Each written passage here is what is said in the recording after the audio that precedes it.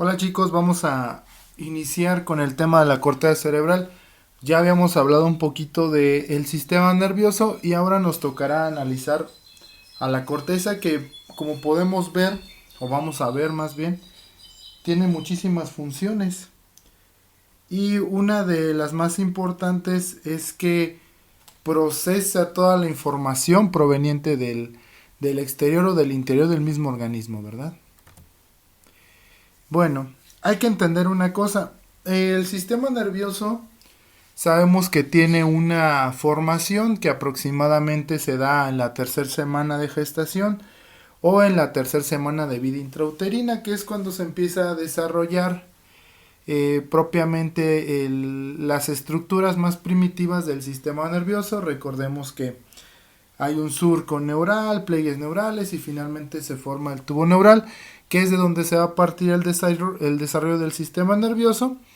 Y hay que entender que hay muchas circunstancias, va a haber muchos factores, va a haber elementos que van a provocar que haya un daño hacia el sistema nervioso, es decir, que haya un problema que posteriormente dañe diferentes áreas del cerebro y cada área pues sabemos que tiene una función en específico.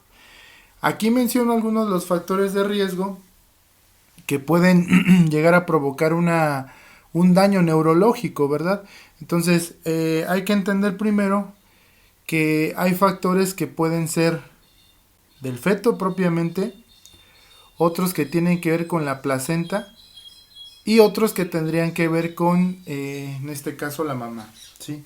Como fetales podemos hablar de algunas infecciones que se puedan adquirir de manera prenatal, el hecho de ser gemelos, el ya tener alguna malformación congénita, el desarrollar algún síndrome genético, el bajo peso, el ser prematuro, el ser muy grande, eso se refiere a macrosomía, que son niños que a veces sobrepasan los 4 kilos. Y obviamente también es importante el embarazo postérmino, ¿verdad? Todas estas van a influir porque al momento del nacimiento, recordemos que los recién nacidos tienen que respirar, ¿sí?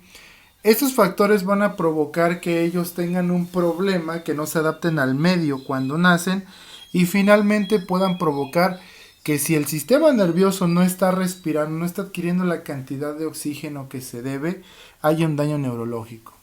Por otro lado, también tenemos los factores que tienen que ver con la placenta y bueno, son factores que básicamente describen enfermedades como tal, ¿no? Por ejemplo, una ruptura prematura de membranas, que es cuando se rompe la fuente, otras veces que tengan un desprendimiento de placenta o que la placenta esté implantada muy cerca del orificio del cérvix, que el útero se rompa, que el útero después de haber nacido el niño no se contraiga. En cuanto a los de la madre, los más importantes podemos tener que la madre puede ser una persona de una edad temprana, es decir, hay embarazos que se dan en la adolescencia, lo cual representa un riesgo. ¿Cuál otra sería? Bueno, aquella mujer o aquella madre que ya tiene muchos embarazos. ¿Cuál sería otro factor? Bueno, que esa madre ya haya tenido la complicación en embarazos anteriores de tener un problema así y que también, bueno, las edades mayores, ¿no? Cuando se sobrepasa a veces los 35 o incluso ha habido personas que se llegan a embarazar hasta los 40, 42, hasta 45 años, ¿verdad? Entonces, todo eso representa un daño porque va a favorecer que no se logre decíamos, un adecuado intercambio entre el oxígeno y eso puede provocar un daño neurológico en etapas posteriores de la vida. Y bueno, una vez que se ha formado el sistema nervioso, hay que recordar que el sistema nervioso depende de tres vesículas encefálicas primarias, que es el prosencéfalo o cerebro anterior, el mesencéfalo o cerebro medio y finalmente el romboencéfalo, que sería el cerebro posterior. Cada uno dará origen a diferentes estructuras, ¿verdad? y finalmente nosotros nos enfocaremos en las principales, como cuáles, como la corteza cerebral, ¿sale? Y bueno, la corteza cerebral tiene 3 partes. Estas 3 partes, unas se han quedado con el paso del tiempo, es decir, con la evolución. En algunos primates todavía son las que más tienen desarrolladas. En el ser humano solo hay una que está más desarrollada. Entonces, ¿cuáles son? La arquicorteza, o es la corteza más primitiva, es la corteza más, más viejita, por decirlo así. Esta arquicorteza tiene una función instintiva, es decir, va a ayudar a que el ser humano busque o tenga ese instinto, por ejemplo, de alimentarse, ¿sí? De sentirse protegido, ¿sale? Esta a su vez va a llevar a cabo determinados procesos fisiológicos. Por otro lado tenemos la paleocorteza. Esta paleocorteza se puede decir que es un poquito más desarrollada, es un poquito más reciente, por decirlo así, y esta correspondería al famoso cerebro olfatorio. Esta estaría localizada en la parte media del cerebro, o sea, tendría contacto con el sistema límbico básicamente, y esta parte de la corteza la podemos llamar como la corteza prerracional e intuitiva. Es decir, por un lado, en un principio el ser humano se dejaba llevar solamente por la arquicorteza, es decir, solamente se llevaban a cabo procesos de manera instintiva. La paleocorteza, al momento de irse desarrollando, al momento de ir apareciendo, ya va haciendo que el propio ser vaya pensando un poco más sus acciones, es decir, ya vaya tratando de razonar. Y finalmente tenemos la neocorteza.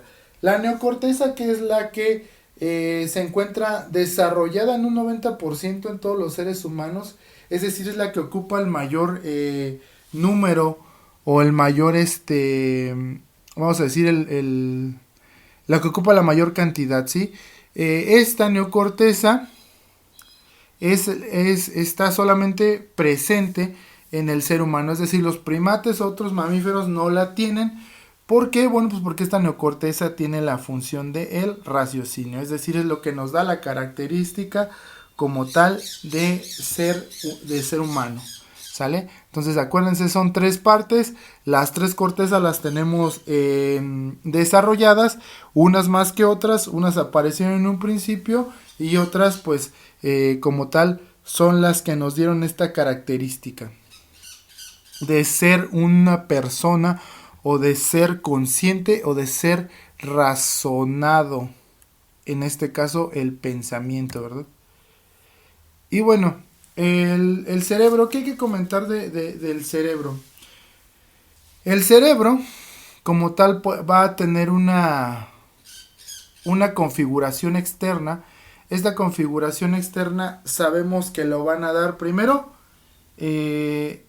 una capa que es de sustancia gris como tal, y de manera interna tendrá una capa que es de sustancia blanca, ¿verdad? Entonces acuérdense que la sustancia gris es la que tiene los cuerpos neuronales y la sustancia blanca es la que tiene los axones, ¿sale?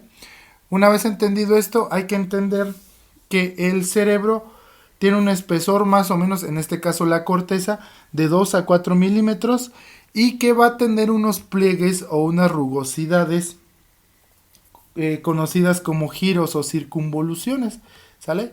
Estas circunvoluciones, cada una va a tener una función diferente de acuerdo a las áreas de Brodmann que vamos a ver más adelante. Entonces ya quedó entendido. Primero sabemos que el cerebro tiene sustancia gris por fuera y sustancia blanca por dentro, ¿sale? Tiene un espesor de 2 a 4 milímetros y que de manera externa tiene unas rugosidades o giros conocidos como circunvoluciones, ¿sale? Este cerebro va a tener básicamente tres fisuras o 3 surcos muy importantes. Uno que es el surco central, que sabemos que este surco central va a dividir el lóbulo frontal del lóbulo parietal, ¿sale? y que tenemos el otro que es el surco lateral. Este surco lateral también va a ayudar a dividir el lóbulo temporal del frontal, ¿sí? Y finalmente vamos a tener uno que nos va a dividir el cerebro en dos partes iguales. En este caso sería la cisura o el surco interhemisférico, ¿sale? Ok. Entendido esta parte, vamos a comprender que nuestro cerebro de manera externa se puede dividir en 4 lóbulos. Estos 4 lóbulos son el lóbulo frontal, el lóbulo parietal, lóbulo occipital y lóbulo temporal. Algunos autores mencionan como el otro lóbulo, la famosa ínsula, de acuerdo pues a las funciones que tiene, que más adelante las vamos a mencionar, pero por lo pronto hay que entender que el cerebro tiene de manera general 4 lóbulos. Cada lóbulo va a desempeñar una función muy importante, ya que en ellos se encuentran las diferentes modalidades sensoriales y también motoras, ¿sale? Ok, ahora, ¿qué une en este caso, cuando el cerebro se divide en dos partes iguales, vamos a tener algo que se llama cuerpo calloso? Este cuerpo calloso es muy importante mencionarlo porque el cuerpo calloso es el lugar por donde se van a cruzar la información, es decir, es la manera en la que los hemisferios van a comunicarse, ¿sale? Entonces, si nosotros teníamos esa creencia de que los hemisferios, cada quien trabajaba por su cuenta, estamos en un error, ya lo había mencionado previamente, porque los hemisferios como tal tienen que trabajar en conjunto, aunque claro va a haber uno que va a ser más dominante que otro, pero tienen que trabajar en conjunto gracias a que existe un cuerpo calloso, y ese cuerpo calloso es la vía o es el sitio por donde van a estar precisamente cruzando la información. Este cuerpo calloso pues básicamente está hecho de, acuérdense, sustancia blanca, ¿sale? Es decir, de axones. ¿Qué más podemos decir del cerebro? Bueno, el cerebro normalmente va a tener diferentes etapas de desarrollo, así como nosotros, ¿no? Que pasamos de ser un recién nacido hasta ser un adulto, ¿no?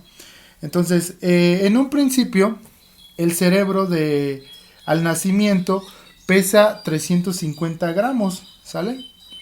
Cuando somos un lactante, a esto me refiero cuando tenemos el primer mes de vida, podemos tener un peso aproximado de 380 a 400 gramos.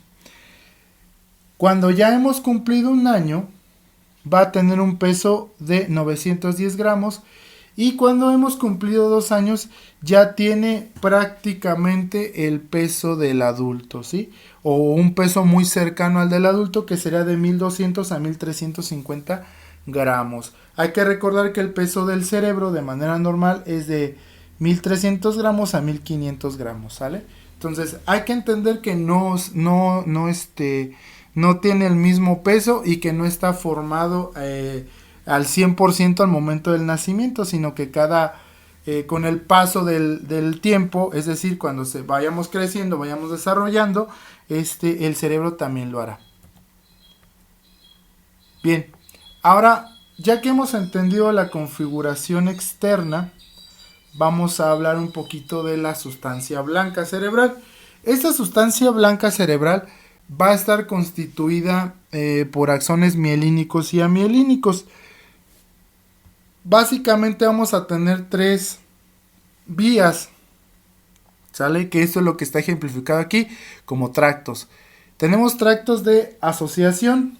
Estos tractos de asociación van a compartir la información entre circunvoluciones del mismo hemisferio, ¿sale? Entonces, si lo viéramos de esta manera, vamos a suponerlo, tenemos el hemisferio derecho. Ahí en el hemisferio derecho habría fibras de asociación que harían que esos impulsos se viajaran de diferentes lugares de la corteza a otros con la finalidad de compartir información, ¿sale? Tenemos los tractos comisurales. Estos comisurales lo que van a hacer, van a enviar esos impulsos, esa información de un hemisferio a otro, ¿sale? Esas son las fibras que van a comunicar básicamente un hemisferio a otro, es decir, estos tractos comisurales van a estar localizados o van a pasar por el cuerpo calloso, ¿sale? Y por último tenemos los tractos de proyección. Estos tractos de proyección su función será que los impulsos viajen del cerebro en este caso puede ser a las partes más inferiores del organismo y viceversa, que esas partes inferiores del organismo, las partes más alejadas o las partes más distales, se comuniquen con el cerebro, ¿sale? Estas serían básicamente las 3 vías que tiene la sustancia blanca, ¿sale? Y bueno, también la corteza va a tener diferentes neuronas y obviamente también interneuronas, ¿verdad? ¿Por qué decimos que hay neuronas? Las neuronas principales sean las neuronas piramidales, fusiformes, estrelladas o estelares, y las interneuronas serían 2, las células horizontales de Cajal y las células de Martinotti. Estos son los tipos celulares, acuérdense, tipos celulares. Y bueno, aquí tenemos ejemplificado cómo estarían distribuidas. La corteza va a tener 6 capas, la corteza cerebral, y esas 6 capas van a estar conformadas por neuronas o interneuronas, ¿sale?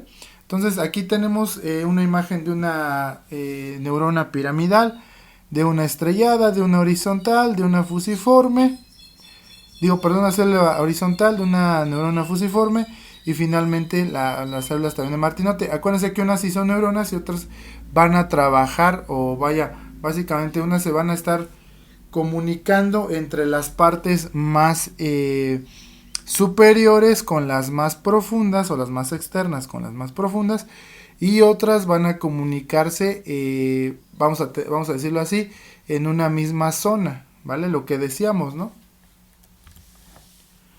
Y bueno, cada una de estas células y neuronas básicamente tienen diferentes características, ¿sale? A las células piramidales sabemos que miden entre 10 y 15 micrómetros. Estas como tal también pueden ser conocidas como células de Betz. Las células estrelladas, que también son conocidas como células de la granulosa por su pequeño tamaño, miden aproximadamente 8 micrómetros de diámetro. Las células fusiformes, que tienen un eje mayor vertical a la superficie y están concentradas como tal en las capas de la corteza más profundas. Las células horizontales de Ramón y Cajal son pequeñas células fusiformes que igual están orientadas de manera horizontal en las capas más superficiales de la corteza. Y las células de Martinotti, que son células multipolares que están presentes en todos los niveles de la corteza, ¿sale? Esas son las características de cada una de las células que conforman la corteza. Y bueno, vamos a tener que la manera en la que van a estar organizadas las fibras nerviosas van a ser en 2 formas: las fibras radiales y fibras tangenciales. Entonces, esto es más que, no es necesario como que aprendérselo de memoria, pero sí entender de que hay fibras que van a ir de manera recta y otras que van a ir de manera paralela como tal, y que unas van a estar localizadas más en la superficie y otras en las partes más profundas. Y bueno, pues aquí tenemos una representación de la corteza cerebral, prácticamente con sus 6 capas, que la más externa sería la capa molecular, la segunda la capa granular externa, la tercera la capa piramidal externa, la cuarta capa granular interna, la 5 capa ganglionar o capa piramidal interna, y finalmente la capa multiforme o capa de células polimorfas. Esa es la forma o es la estructuración que tiene la corteza cerebral, la disposición como tal. ¿Y de dónde será? Bueno, acuérdense que esto estará ejemplificado o estaríamos hablándonos propiamente de la neocorteza, ¿sale? Otra imagen donde vemos las capas de la corteza, ¿verdad? Obviamente con las fibras que decíamos. Como tal, ¿cómo se comunican? Es decir, unas pueden ir, como lo dice aquí, fibras córtico-eferentes, es decir, que vienen de la corteza y van a bajar. Y va a haber otras que van a ser córtico-aferentes, es decir, que vienen de otra parte del organismo y tienen que ascender hasta llegar a la corteza cerebral, ¿sale?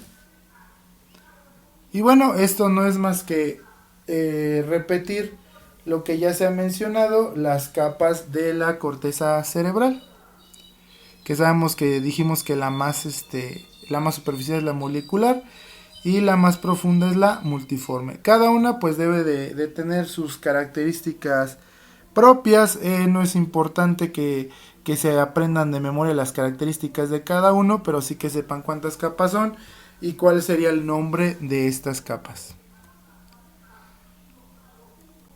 Y bueno, esta es una imagen de la estructura, vamos a ponerlo así, de una estructura interna donde, o del cerebro medio, vaya, básicamente. Sabemos que el cerebro medio, o en el cerebro medio va a estar localizado el tálamo.